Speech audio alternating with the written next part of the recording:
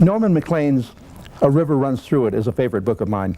He seems to capture certain aspects of fly fishing, such as the humor, the frustration, the peace, and the occasionally obsessive nature of the sport.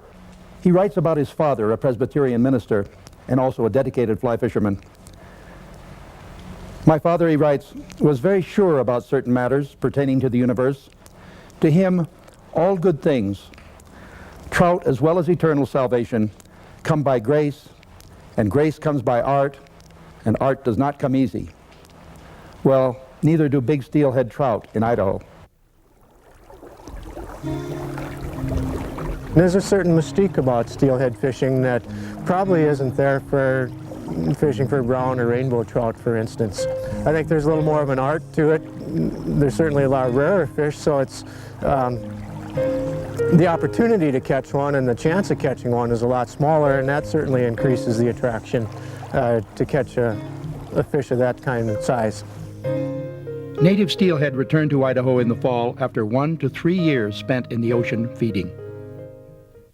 The big trout winter in places like the Snake River near Lewiston, living off fat reserves until spring when they move up the tributaries to their spawning grounds.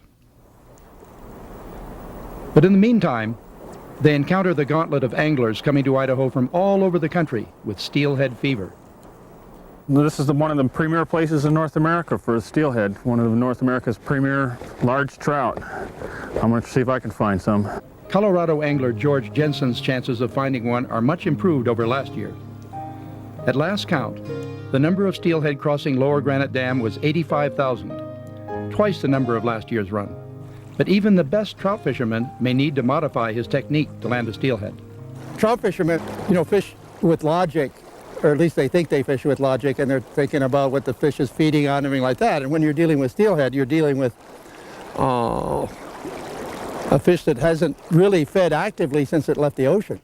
Another passage in the book, A River Runs Through It, reads, "If you have never picked up a fly rod before, you will soon find it factually and theologically true that man by nature is a damn mess." Fly fishing isn't new to this group of anglers, but fishing for steelhead is riddled with its own mysteries. The presentation of this is just critical. Make this fly fishing for steelhead work. A good fishing guide can give you an edge. John Patterson and his partner John Crawford have 14 years of steelhead experience between them, fishing with everything from spoons to spinners. But one of the most challenging ways to catch a steelhead is with a fly. You have to pay attention all the time. Every cast has to be accurate, has to be controlled, and you need to do the very best you can with it to try to stay right on top of it. Fish!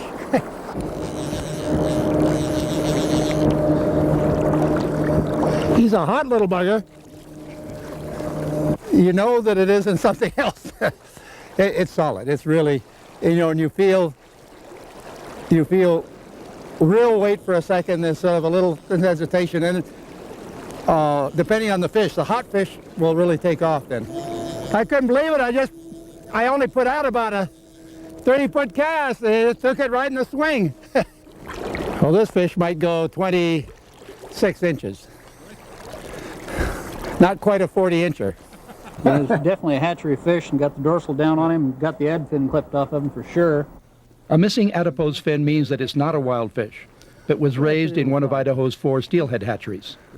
As a smolt, its adipose was clipped before it was sent on its long journey to the ocean. Can I hand him to you? If this were a wild steelhead, it would be catch and release only. Well, it's about a 25, 26-inch fish, little female. And she's been through some tough times one way or the other, but she made it this far. Oh, that was fun. The very first line of the story, A River Runs Through It, reads, "In our family, there was no clear line between religion and fly fishing. Perhaps that explains better than anything what fishing does for the soul." Hey, what do you want him to put on your tombstone? That he stayed home and worked, or that he went steelhead fishing? Well, how about that he caught a steelhead? I don't think that's even as important as the fishing itself. I think when you get hung up on the catching a fish, you lose a great deal of why you're there. I love fishing in the fall, and To me, this is the best time of year. I mean, look at the scenery that we have around us. The weather is perfect. Not that many people out. It's just a neat time of year. This is absolutely fabulous. There's nothing like it. Colorado's got its own qualities, but Idaho has its own unique flavor, scenery, people, and fish.